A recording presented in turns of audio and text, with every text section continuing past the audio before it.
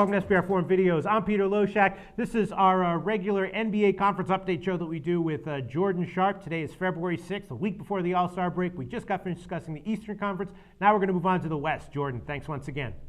Pete, always good talking to you. All right, let's start right in. The top team in the West, the Blazers in the beginning of the year, they were absolutely on fire for an extended period of time. We discussed them in our last show, and you gave the opinion that you thought that, a fall was coming for them, at least ATS-wise, and that has certainly come to pass. They've lost 7 out of their last 9 games against the spread. You think that slide's going to continue?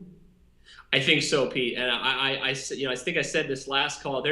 They're riding so high, and the market had to adjust on them sooner or later. And I think it finally has, and I think they're finally also starting to get a little bit tired and starting to lose their first wind here this season as we approach the All-Star break. The Blazers have a really tough schedule post All-Star break. They go at Indiana, against Minnesota, then they go to versus Oklahoma City, the Clippers. They have to play, I believe, Miami in there. So there's a lot of tough games coming up for them post All-Star break as well. Not a lot of things looking good for them. And I think until we see otherwise, they're on a really bad stretch. ATS, we got to continue to tail until further notice. Okay, makes sense. And then another team that could see a market adjustment, a top team that's been winning and covering is the OKC Thunder. They lost Westbrook, but obviously that didn't stop them, and they're 10-3 against the spread in their last 13 games. And Westbrook is supposed to come back after the All-Star break. What do you think? You think we'll see a similar thing to happen to OKC that happened to Portland?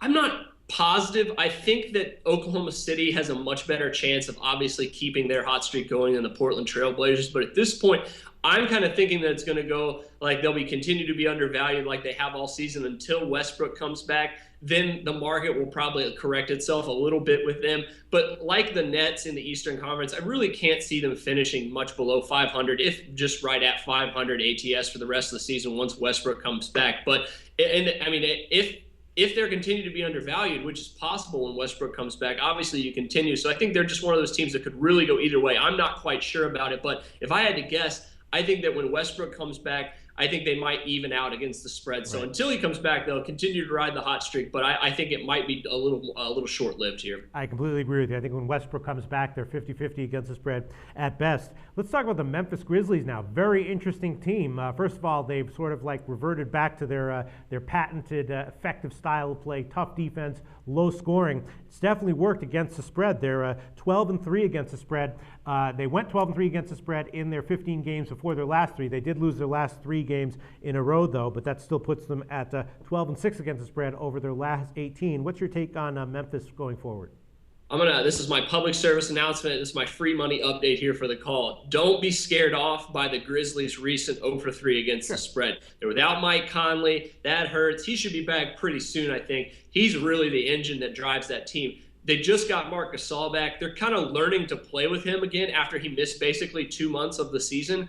This team is going to come together and become that Grizzlies team of old. They're a little bit less, I think, intimidating offensively, but their defense is really starting to pick back up, especially with Gasol back. I think they have a really favorable schedule coming in after the All-Star break. Against the Eastern Conference currently right in, they have an Eastern Conference road trip, I think, that bridges the All-Star break. So kind of an easy stretch right now for them. I think the Grizzlies will continue to be a hot bet. Don't look too much into this recent 0-3 against the spread. I really think they're going to continue. Sure. I love betting on teams with that kind of makeup, not a flashy offense, solid defense. Like betting on those kinds of teams against the spread. All right, so looking over the rest of the West, what can you tell us about maybe a team or two that we can look for some possible betting value going forward?